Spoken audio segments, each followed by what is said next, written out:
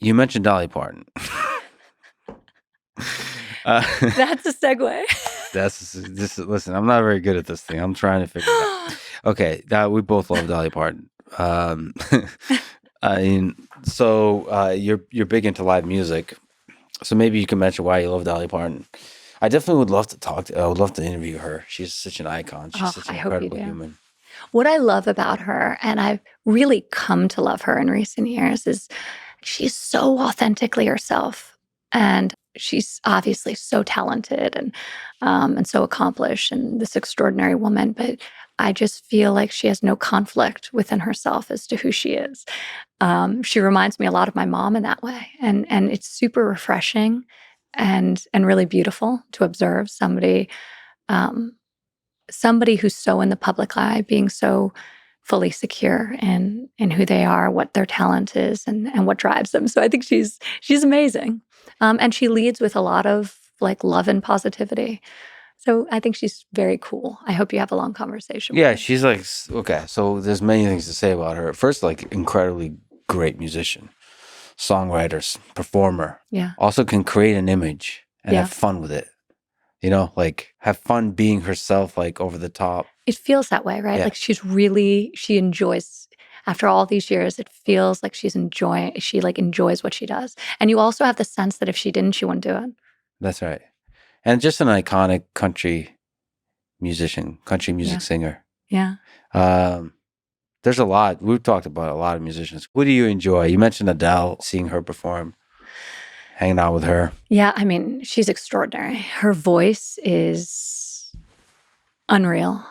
So she is, I find her to be so talented, and she's so unique in that 3-year-olds love her music. She was actually the first concert Arabella ever went to at Madison Square Garden when she was around 4, and 90-year-olds love her music. And that's pretty rare to have that kind of bandwidth of resonance. So I think she's so talented. We actually just saw her. I took all 3 kids in Las Vegas around a month ago. Alice Johnson, whose case I had worked with in the White House. My father commuted her sentence. Her case was brought to me by a friend, Kim Kardashian, and she came to the show. We all went together with some mutual friends, and that was like a very profound. It was amazing to see Adele, but it was a very profound experience for me to have with my kids because she rode with us in the car on the way to the show, and she talked to my kids about her experience and her story, and how her case found its way to me. And I think for young children, it's very abstract, policy. And so for her to be able to share with them this was a very beautiful moment and led to a lot of really incredible conversations with each of my kids about our time in service because, they gave up a lot for me to do it. Actually, Alice told them the most beautiful story about the plays she used to put on in prison, how these shows were like the hottest ticket in town. Like you could not get into them. They always extended their run. But for the people who were in them, a lot of those men and women had never experienced applause. Nobody had ever shown up at their games or at their plays and clapped for them. And the emotional experience of just being able to give someone that, being able to stand and applaud for someone and how meaningful that was. And she was showing us pictures from these different productions. And it was a beautiful moment. Alice actually, after her sentence was commuted and she came out of prison, together we worked on 23 different pardons or commutations. So the impact of her experience and how she was able to take her opportunity and create that same opportunity for others who were deserving and who she believed in was very beautiful. So anyway, that was an extraordinary concert experience for my kids to be able to have that moment. What a story. So just that's the sort of the and then here we are dancing at Adele. Exactly. It's like that turning point. 6 years later, it was almost to the day. 6 years later. So that policy, that meeting of the minds resulted in a major turning point in her life and Alice's life, and now you're dancing with Adele. And now we're at Adele.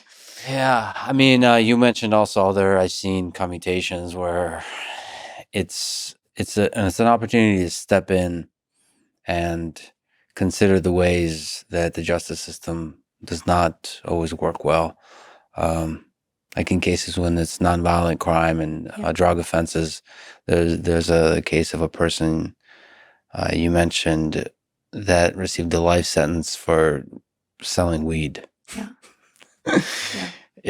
And it's just the number. It's like hundreds of thousands of people are in the federal prison and jail in the system for selling drugs. That's the only thing, with no violence on their record whatsoever. And it's obviously there's a lot of complexity. There's the details matter, but oftentimes the justice system does not do right in the way we think right is. And it's nice to be able to step in and help people, and directly. They're overlooked and they have no advocate. Jared and I helped in a small way on his effort, but he really spearheaded the effort on criminal justice reform through the First Step Act, which was an enormously consequential piece of legislation that gave so many people another opportunity. And that was amazing. So working with him closely on that was a beautiful thing for us to also experience together. But in the final days of the administration, you're not getting legislation passed. And anything you do administratively is going to be probably overturned by an incoming administration. So, how do you use that time for maximum results? And I really dug in on pardons and commutations that I thought were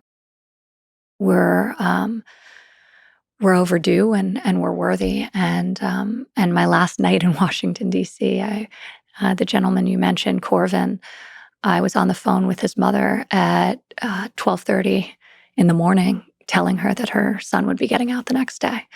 And it felt really, it's one person, but you see with Alice, the ripple effect of, the commutation granted to her and her ability and the impact she'll have within her family, with her grandkids. And now she's an advocate for so many others who are voiceless. It felt like the perfect way to end 4 years, to be able to call those parents and call those kids in some cases and give them the news that a loved one was coming home.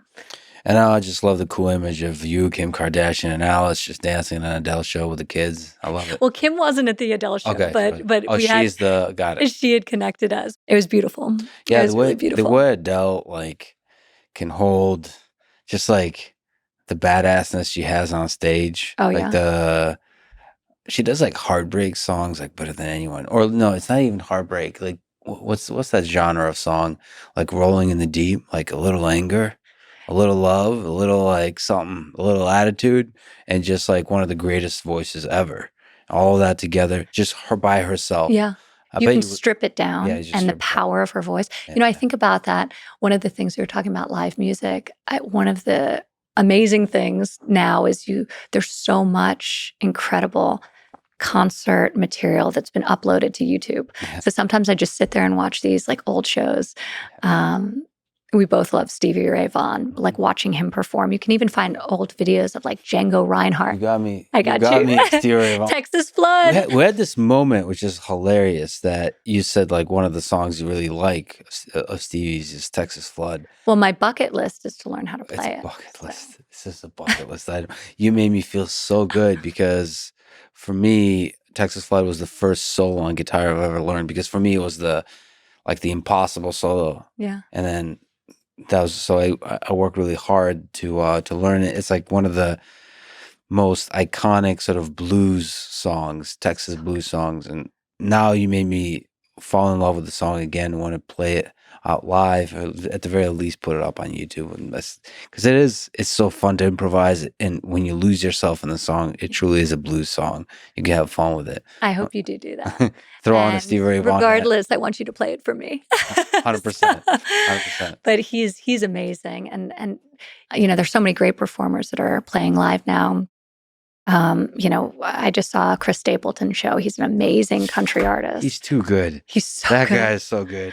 Lucas Nelson's one of my favorite to see live. And there's so many incredible songwriters and musicians that are out there touring today. But I think you can go online and watch some of these old performances. Django Reinhardt was the first because I torture myself, was the first song I learned to play on the guitar. And it took me like 9 months to a year. It was, I mean, I should have chosen a different song, but Où es-tu, mon amour, one of his songs was, and it was like finger style. And I was just going through and grinding it out. And that's kind of how I started to learn to play, by playing that song.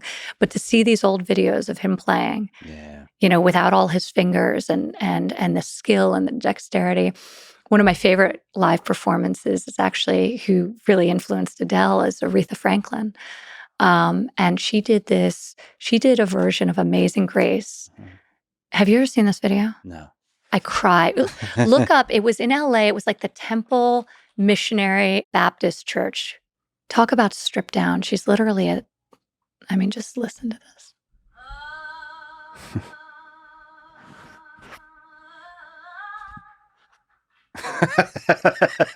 Well, you could do one note and you could just kill it. The pain, the soulfulness, the spirit you feel like in her when you watch this. That's true. Adele carries some of that spirit also, right? Yeah. And you can take away all the instruments with Adele and just have that voice. And it's so commanding and it's so amazing. Anyway, you watch this and you see like the arc of also the experience of the people in the choir and them starting to join in. And it's amazing. I love watching Queen, like Freddie Mercury, Queen performances. Yeah. Like in terms of vocalists and just like great stage presence. Well, that Live Aid performance is like considered one of the best of all, I think. I've watched that so many times. He's so cool. Here, wait, pull up that for a second. Go to that part where he's saying Radio Gaga and they're all mimicking his arm move. It's so cool. Look at that. So man, good. I missed that guy. So good. So that's an example of a person that was born to be on stage. So good. Well, we were talking surfing, we were talking jiu-jitsu. I think live music is one of those kind of rare moments where you can really be present. Where something about the anticipation of choosing what show you're going to go to and then waiting for the date to come. And normally it happens in the context of community. You go with friends and then allowing yourself to sort of fall into it is incredible.